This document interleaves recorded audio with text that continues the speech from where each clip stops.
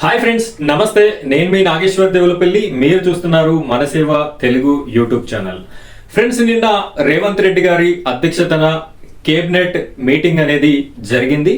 ఈ cabinet meeting లో భాగంగా 3 కొత్త పథకాలని జనవరి 26 నుండి ప్రారంభిస్తున్నట్టు తెలిపారు. ఈ 3 పథకాలు ఏంటి, ఈ 3 పథకాలకి సంబంధించినటువంటి అర్హులెవరు, అనర్హులెవరు అనే పూర్తి ఎక్స్ప్లెనేషన్ అనేది నేను మీకు ఈ వీడియోలో అందించడం జరుగుతుంది. వీడియోని ఎక్కడా కూడా స్కిప్ చేయకుండా మీరు చివరి వరకు చూడండి. చూసినట్టయితే ఈ 3 పథకాలకి ఎలిజిబుల్ అయినటువంటి వారు మిస్ కాకుండా అప్లై చేసుకోవడానికి అవకాశం ఉంటుంది.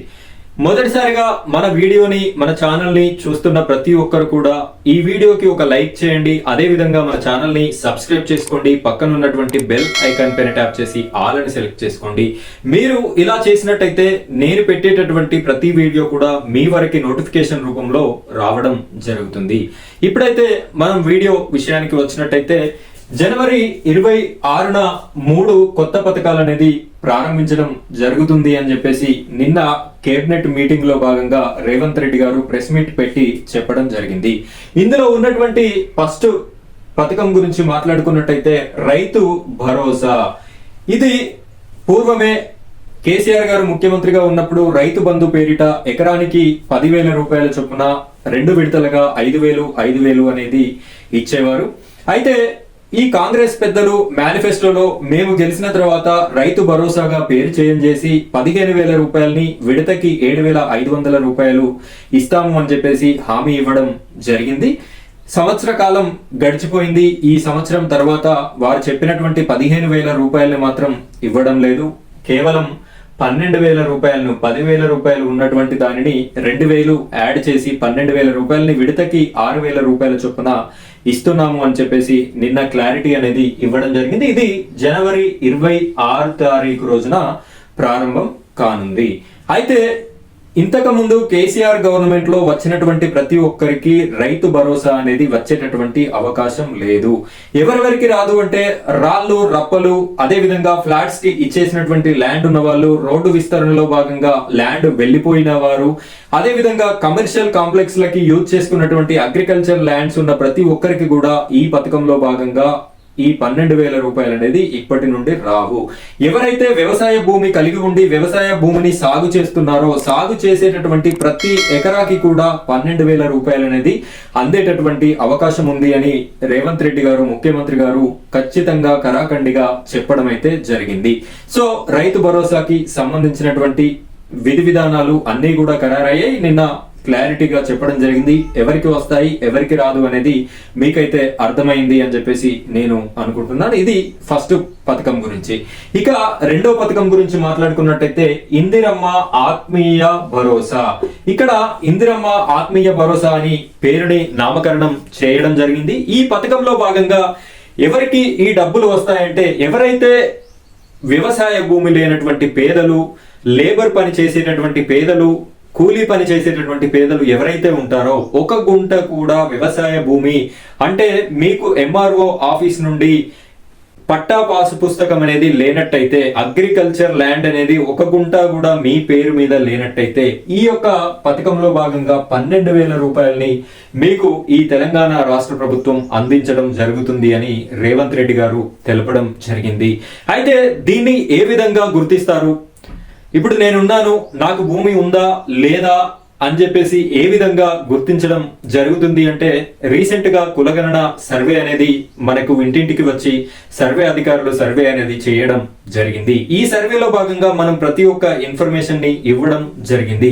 ఇక్కడ కొంతమంది భూమి ఉన్నా కూడా లేనట్టుగా నమోదు చేయడం అయితే జరిగింది. అలా చేసిన వారికి ఇక్కడ రైతు బంధు అనేది కట్ అవుతుంది. ఆ విధంగా తప్పుడు లెక్కలు చూపించిన వాడికి ఇక్కడ రైతు బంధు కట్ అవుతుంది. ఇక్కడ ఈ 12,000 రూపాయలు ఇందిరమ్మ ఆత్మీయ భరోసా స్కీమ్ లో వాళ్లకు ఈ డబ్బులు అనేది రావడం జరుగుతుంది. అంటే ఎటు చూసినా కూడా ఈక్వల్ అయ్యేటటువంటి అవకాశమే ఉంది. ఎవరు కూడా తప్పించుకునేటటువంటి అవకాశం అయితే లేదు. ఏదో ఒక రూపకంగా వాళ్ళ చేతిలోనే మనం ఉన్నాము. గవర్నమెంట్ కి తప్పుడు లెక్కలు చూపించిన వారికి ఈ విధంగా అయ్యేటటువంటి అవకాశం ఉంది. అయితే ఈ విధంగా వ్యవసాయ భూమి లేనటువంటి ప్రతి ఒక్కరికి ఇస్తారా అంటే ఇప్పుడు ఫర్ సపోజ్ గవర్నమెంట్ ఎంప్లాయీస్ ఉన్నారు, వారికి కొంతమందికి అగ్రికల్చర్ ల్యాండ్స్ అనేది లేదు. సో వారికి ఇస్తారా అంటే ఇచ్చేటటువంటి ప్రసక్తి అయితే లేదు.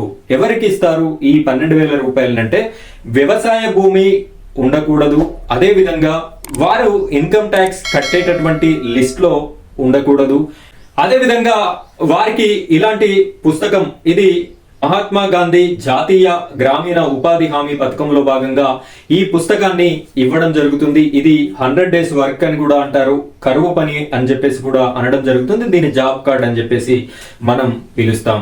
ఈ జాబ్ కార్డు ఉన్నటువంటి వారు, ఈ జాబ్ కార్డు ఉన్న వాళ్ళలో కూడా రెగ్యులర్ గా పనికి వెళ్ళేటటువంటి వారు ఎవరైతే ఉన్నారో, ఈ జాబ్ కార్డ్స్ ఉండి రెగ్యులర్ గా పనికి వెళ్ళేటటువంటి వారిలో వ్యవసాయ భూమి 1 గుంట కూడా కలిగి లేనట్లయితే వారికి ఈ 12,000 రూపాయలు అనేది అందేటటువంటి అవకాశం ఉంది. ఇది వ్యవసాయ భూమి లేనటువంటి వారికి ఇచ్చేటటువంటి 12,000 రూపాయలు. దీనికి ఇందిరమ్మ ఆత్మీయ భరోసా అని పేరుని పెట్టడం జరిగింది నిన్న వీరు పెట్టినటువంటి మీటింగ్ లో భాగంగా. 2 పథకాల గురించి నేను మీకు క్లారిటీ ఇవ్వడం జరిగింది. ఒకటి రైతు భరోసా, రెండవది ఇందిరమ్మ ఆత్మీయ భరోసా. 2 కంప్లీట్ అయిపోయినాయి. ఇక 3వది కొత్త రేషన్ కార్డ్స్. కొత్త రేషన్ కార్డులు మనందరికీ తెలిసిన విషయమే. గత 10 సంవత్సరాలుగా కొత్త రేషన్ కార్డ్స్ అనేది ఇవ్వలేదు. కొత్తగా పెళ్లిళ్లు చేసుకున్న వాళ్ళు అనేక సంక్షేమ పథకాలకి దూరం అవ్వడం జరిగింది. ఎందుకు అంటే ప్రతి సంక్షేమ పథకానికి కూడా రేషన్ కార్డ్ అనేది లింక్ పెట్టడం జరిగింది. కాబట్టి ఈ రేషన్ కార్డు లేకపోవడం వల్ల చాలా మంది చాలా రకాల సంక్షేమ పథకాలకి మిస్ అవ్వడం అయితే జరిగింది. ఈ పథకాన్ని కూడా జనవరి 26న ప్రారంభిస్తామని ముఖ్యమంత్రి రేవంత్ రెడ్డి గారు తెలపడం జరిగింది.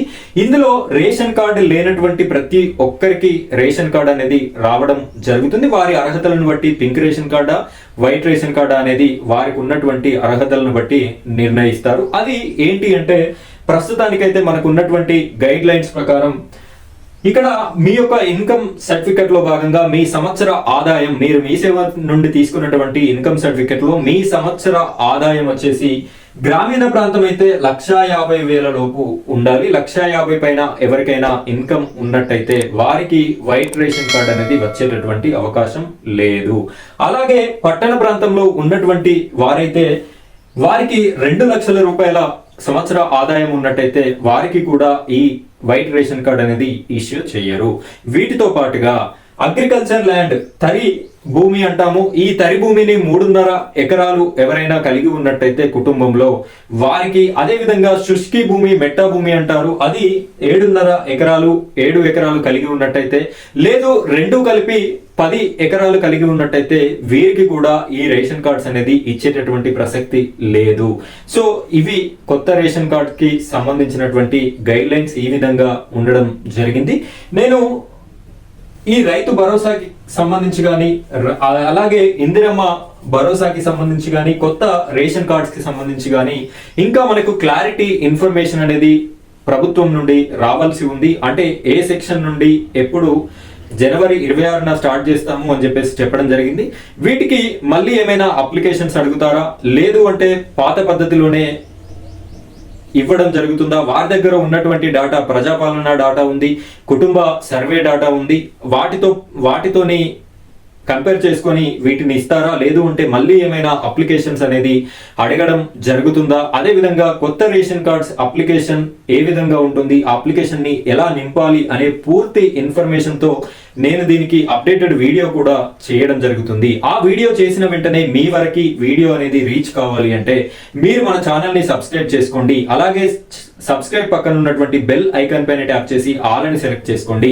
అలా చేసుకున్నప్పుడు మాత్రమే నేను పెట్టే ప్రతి వీడియో కూడా మీ వరకు రావడం జరుగుతుంది. ఇలాంటి సంక్షేమ పథకాలు అన్ని కూడా మిస్ కాకుండా ఉంటారు కాబట్టి ప్రతి ఒక్కరు కూడా మన ఛానల్ ని సబ్స్క్రైబ్ చేసుకొని సపోర్ట్ చేస్తారని మనస్ఫూర్తిగా కోరుకుంటూ thank you friends, thank you very much.